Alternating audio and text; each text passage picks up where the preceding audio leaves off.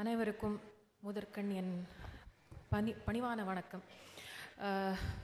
கண்ணை மூடிட்டு பாடுறது ரொம்ப ஈஸி, இப்படி கூப்பிட்டு பேசுறது ரொம்ப கஷ்டம். அண்ட் சோஷியல் மீடியாவால் நான் மிகவும் பாதிக்கப்பட்ட ஒரு பெண்களில் நானும் ஒருத்தி.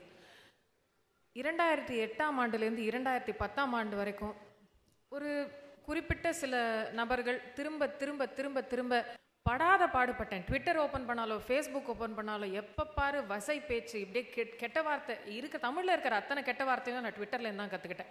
ஒரு பெண்ணை எவ்வளோ அசிங்கமாக ஒருத்தங்க திட்ட முடியும் அப்படிங்கிறத அன்ஃபார்ச்சுனேட்லி சோஷியல் மீடியாவால் கற்றுக்கிறேன். அதுக்கும் மேலே நான் சோஷியல் மீடியா இருக்கணும், இட் இஸ் கோயிங் இந்த ரைட் டிரெக்ஷன் நான் இன்னமும் சொல்கிறேன். இந்த சோஷியல் மீடியானால தான் இந்த பிரச்சனைகள்லாம் தலைமீறி போயிடுச்சு. தமிழக மீனவர்களை பற்றி சின்மை தவறாக கூறிவிட்டார் அப்படின்னு எவனோ ஒருத்தன் எங்கேயோ ட்வீட் போடுறான். அதை நம்பிட்டு இன்னமும் பல பேர் இருக்காங்க.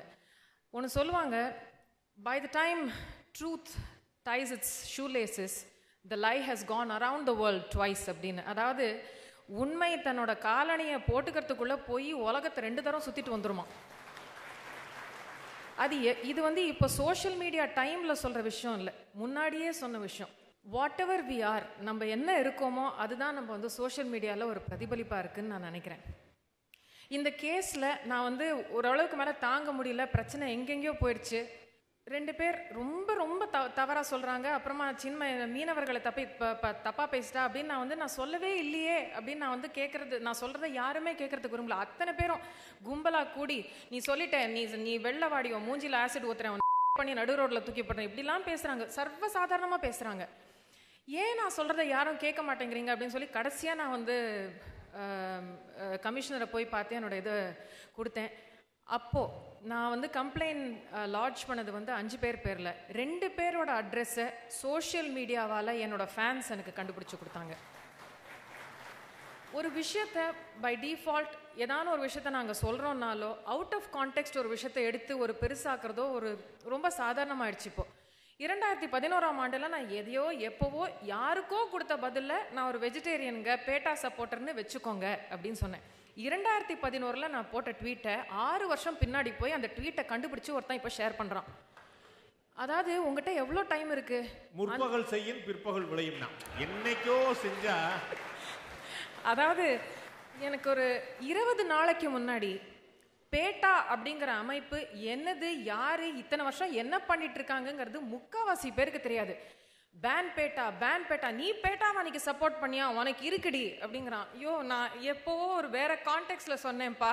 அதாவது எனக்கு ஆப்பிள் பிடிக்கும் அப்படின்னா கட்டாயமா உனக்கு ஆரஞ்சு பிடிக்காதுல உன்னை சாவடிக்கிறவர் அப்படின்னா ஆப்பிள் தான் பிடிக்காதுன்னு சொன்னேன், நான் ஆரஞ்சு பிடிக்கலன்னு சொன்னேனா அப்படின்னா at some level I believe society இப்போ மாறிட்டு இருக்கிற இந்த ஒரு தருணத்தில் நிறைய விஷயங்கள் சேர்ந்து வரும்.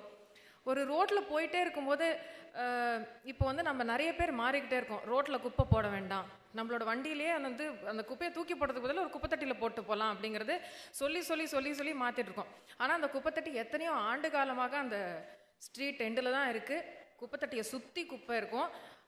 நம்மளோட மதிப்புக்குரிய கார்பரேஷன் ஒர்க்கர்ஸ் அவங்க நம்ம போட்ட குப்பையெல்லாம் க்ளீன் பண்ணுவாங்க. இப்போ மோரார்ல சோஷியல் மீடியாவில் அதான் நடந்துட்டுருக்கு. நிறைய பேர் நல்லது பண்ணுறாங்க அப்படிங்கன்னா அதே அளவு நிறைய பேர் கெடுதலும் செய்கிறாங்க. ஆனால் ஆஸ் அ சொசைட்டி நம்ம முன்னாடி போகணும். If you have to move forward, we have to clean up. And honestly இன்னைக்கு இந்த சோஷியல் மீடியானால தான் ஜல்லிக்கட்டு மிகப்பெரிய ஒரு விஷயம். இந்த மக்கள் மன்றமில் தான் I think August 13th of August 2016 அப்படின்னு யூடியூப்பில் நான் பார்த்தேன். என் வீட்டில் தொலைக்காட்சி கிடையாது, ஸோ நான் இப்போ நிகழ்ச்சிகள் எல்லாத்தையும் யூடியூப்பில் தான் பார்த்து தெரிஞ்சுப்பேன். மனுஷபுத்திரன் அவர்கள் கேட்டிருந்தார், இந்த சோஷியல் மீடியாவில் ஒரு படத்தை விமர்சிக்கிறான், அந்த படத்தை பற்றி அந்த கபாலி அன்னைக்கு கபாலி பற்றி பேசிகிட்டு இருந்தாங்க. கபாலியை பற்றி நாள் கணக்கில் 10 நாள் 15 நாள்னு பேசிக்கிட்டே இருக்காங்களே, இதுவே ஒரு சோஷியல் இஷ்யூன்னு எடுத்துகிட்டு இவங்கெல்லாம் யாரானு வராங்களா அப்படின்னா 4 மாதம் கழிச்சு நடந்துருச்சு. January, from August to January, இந்த சேம் யூத், இந்த யூத் இத்தனை நேரம் டெக்னாலஜியில் டைம் வேஸ்ட் பண்ணுறாங்களே, நம்மளோட இந்த ஃபார்மருக்காக எதாவது பண்ணுறாங்களா, ஒரு இஷ்யூக்காக எதாவது பண்ணுறாங்கன்னா பண்ணி காமிச்சிட்டாங்க. இன்றைக்கி நம்ம சென்னையில் இருந்துக்கிட்டு நம்மளோட இந்தியாலேயோ இல்லை இப்போ புதுசாக நம்மளுக்கு பல விஷயங்கள் கற்றுக்கிறதுக்கு ஒரு டூலாக அமையுது சோஷியல் மீடியா. ஒரு சட்ட ரீதியாக ஒரு விஷயத்தை கற்றுக்க முடியுது. அதே மாதிரி யாரோ ஒரு விஷயத்த ஒரு ரூமரை ஸ்ப்ரெட் பண்ணால் அது 1.5 மணி நேரத்துக்குள்ளேயோ இல்லை ஒரு நாளைக்குள்ளேயோ இல்லை அது ரூமர், அது உண்மை கிடையாது அப்படிங்கிறதும் நம்மளுக்கு தெரிய வருது. So it is very very difficult to propagate a lie at this point in time.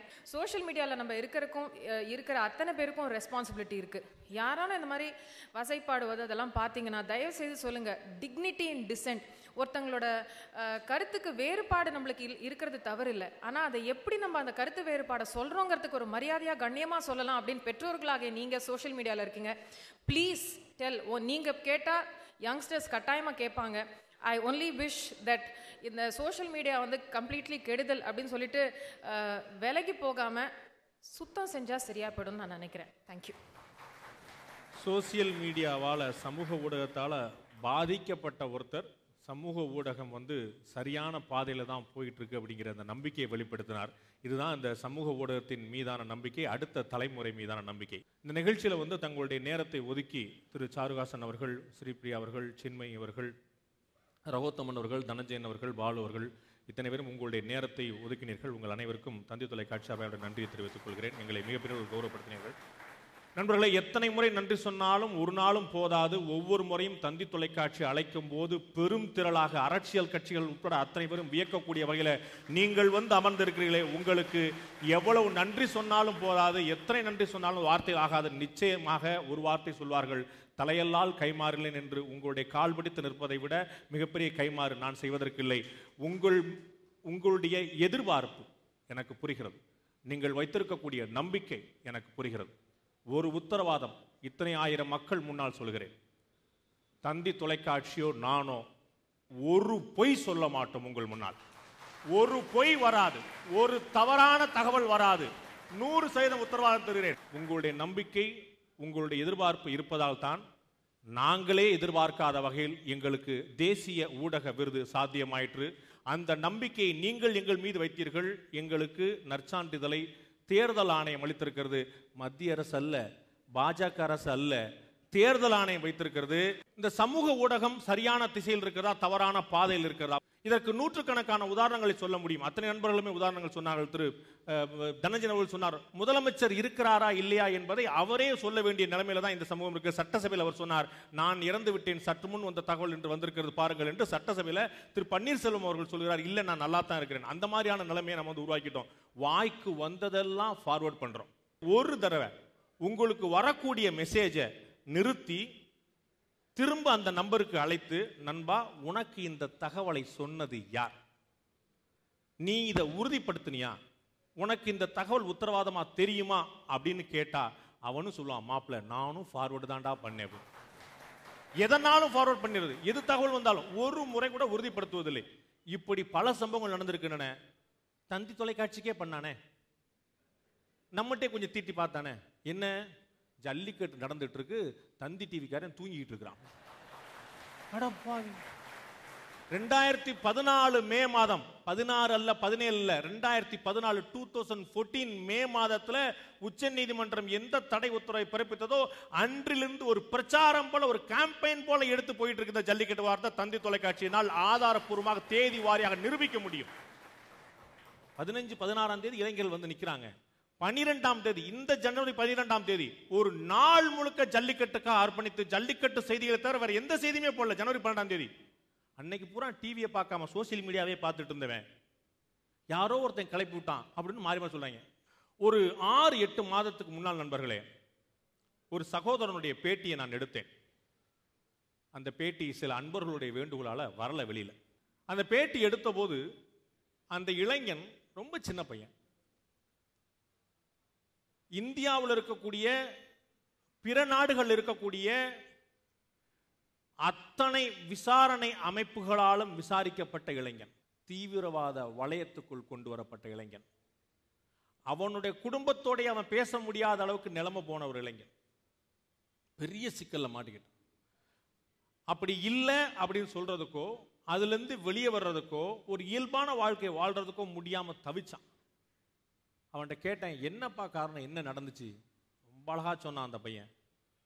என்னன்னே தெரியாம என்னைக்கோ ஒரு நாள் நாம் போடக்கூடிய ஸ்டேட்டஸும் பண்ணக்கூடிய லைக்கும் செய்யக்கூடிய ஃபார்வர்டும் எப்படி நம்முடைய வாழ்க்கையவே காலி பண்ணுங்கிறதுக்கு உதாரணம் நான் சார் அப்படின்னா.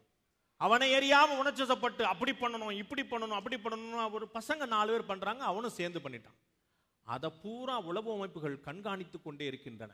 அவன் உணர்ச்சி வசப்பட்டு செய்த விஷயத்தை ஒரு சதித்திட்டம் போல பாவித்தன.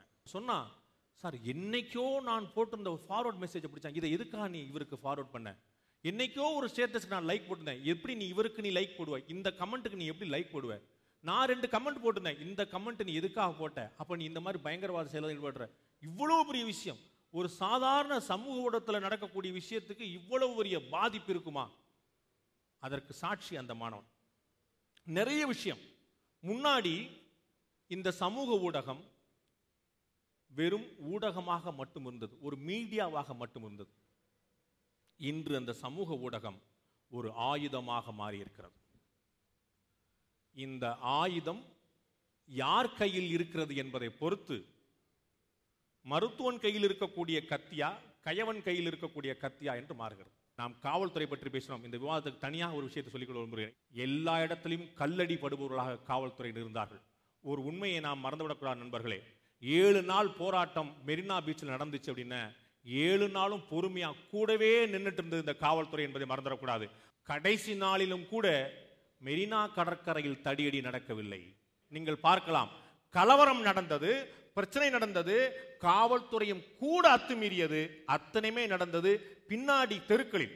இந்த மாணவர்கள், இந்த இளைஞர்கள் எவ்வளவு தூரம் கடைசி வரை பொறுமை காத்தார்கள் என்பது காவல்துறைக்கும் தெரியும். காவல்துறை எவ்வளவு நிதானம் கடைபிடித்தது என்பது பொதுமக்களுக்கும் தெரியும்.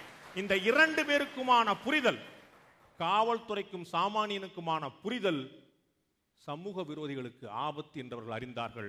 எனவே காவல்துறையினர் மீது சாமானியர்களுக்கும், சாமானியர்கள் மீது காவல்துறையினருக்கும் அவநம்பிக்கை வரும் வகையில் உடனடியாக நடக்காத விஷயங்கள்லாம் பரப்பினார்கள். அதனால் வந்த விளைவை நாம் 7வது நாள் அனுபவித்தோம். இதையும் தாண்டி நான் அந்த காவல்துறையினர்கிட்ட கேட்டேன், இன்னைக்கு வந்திருக்கக்கூடியது போல இந்த 7 நாள் தலைவன் இல்லாமல், தலைமை இல்லாமல், கொள்கைக்காக பெருந்திரளாக நிற்கக்கூடிய போராட்டங்கள் இனி வரும் காலங்களில் தொடரும் நினைக்கிறீங்களா அப்படின்னு கேட்டபோது ஆழ்ந்த அமைதியோடு நீண்ட ஆலோசனைக்கு பிறகு அவர் சொன்னார், மக்களுடைய மன எழுச்சியை பார்த்தால் அது தொடரும் போலத்தான் தெரிகிறது என்று சொன்னார்.